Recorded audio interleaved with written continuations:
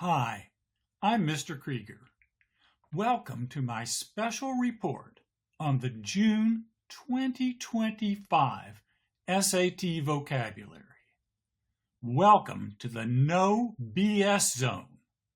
I'll answer all the major questions you have with straightforward information, no equivocations, just the facts. The first and most obvious question is, okay, Mr. Krieger, did you take the June 2025 SAT? And the answer is no. But that's actually good. Let me explain. Since I did not take the June SAT, I'm not restricted by signing a non-disclosure agreement. So unlike other YouTube tutors who took the June test, I'm free to provide you with direct information. No evasions, no equivocations, just the facts. You're in the no BS zone. Okay, but wait. If you didn't take the June SAT, how can we trust the information in this video? Good question, and I have 3 good answers. First, there's an enormous amount of public information available on the internet. For example, there are over 6,000 posts on the Reddit June threads. Second, I've become adept at using AI sources to find information about SAT questions. And finally, I've been helping students prepare for the SAT for over 40 years. As the author of several successful SAT vocabulary books, I have gained insight into how College Board test writers use difficult words to create challenging vocabulary in context questions. Well, now let's turn to a question raised by a significant number of Reddit posters. Was the vocabulary on the June SAT unusually difficult?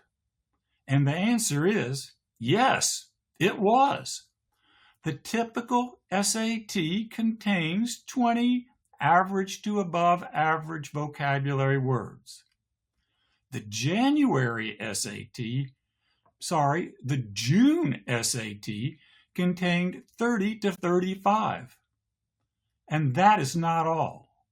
In the past, the College Board ranked vocabulary words on a 1 to 5 scale of difficulty, with a 5 assigned to the most challenging words known by just 20% of all test takers. The June SAT contains several level 5 words, such as conflate, lambast, capacious, and many more. This explains why many test takers felt bewildered and even diabolically cooked.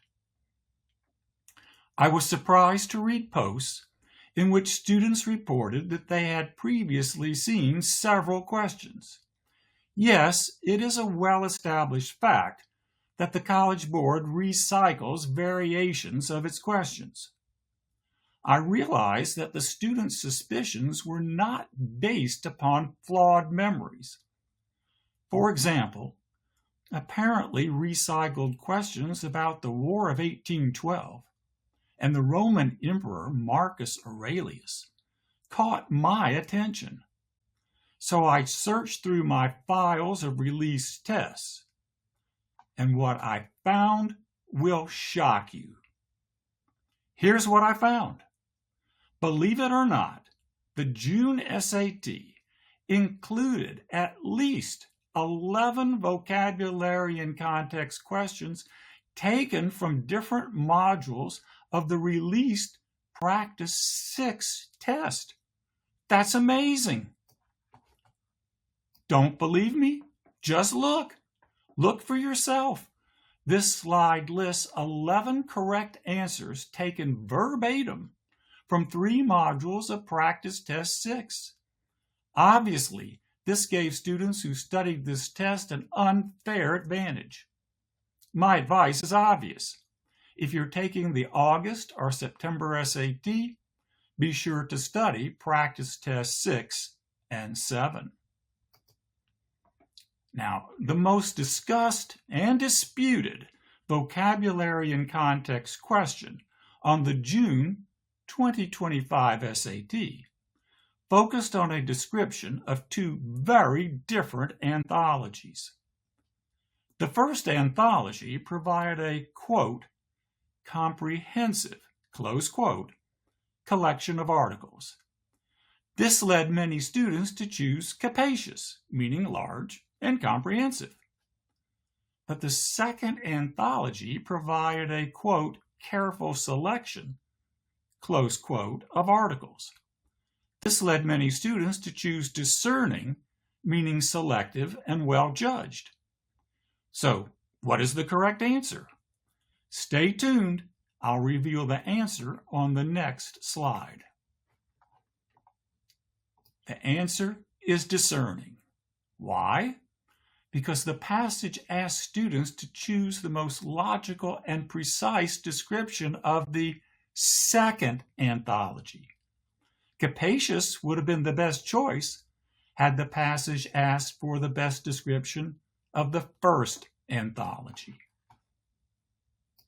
A second, very difficult, disputed vocabulary and context question asks students to consider the distinction between an actor's personal life and his or her professional acting roles. The passage then identified 2 actresses who strive to, quote, maintain a rigid distinction, close quote, between their personal lives and the movie roles they portray. The answer choices included conflate and lambast, 2 level 5 vocabulary words most students didn't know. Yikes! This really was a difficult question. The answer is conflate. This level 5 word means to combine and is thus the most logical and precise way of expressing that the actresses take care to never conflate or combine their personal lives and their professional movie roles. Lambast means to harshly criticize, although the word doesn't really fit the passage. Many students chose it feeling that a hard word they don't know is probably the correct answer. I've reminded my students many times that this strategy rarely works. While studying Reddit's US thread, I came across the following post by East Schedule. Quote, Module 1, first 3 answers. Did anyone get contain, deliberate, then undertake? For Module 2, did anyone get myriad, then substantial, then exorbitant, then undermine, then conflate? Wow, what an amazing memory. Congratulations, East Schedule. I'm happy to tell you these are all indeed correct answers. As many of you may know, I've written a vocabulary book for the digital SAT called Winning Words. It's already in its 2nd edition on Amazon. So let's put it to the test. How did the 2nd edition of Winning Words perform on the June SAT? I'm very pleased and proud to report that the 170 featured Winning Words produced 16 direct hits. That's almost 1 hit for every 10 words. I don't believe that any other vocabulary book or list can match this stellar performance. Well, for the record, here's my Winning Words 2nd edition hit parade, part 1, myriad, critical, manifest, exhaustiveness, tenuous, exorbitant, hallmark, and imperative. And for the record, the hit parade includes or continues with abate, discerning, prevail, ameliorate, eliciting, underscore, homogeneous, and heterogeneous. Okay, the second edition of Winning Words lived up to its name by producing an impressive list of hits. But were there any notable misses?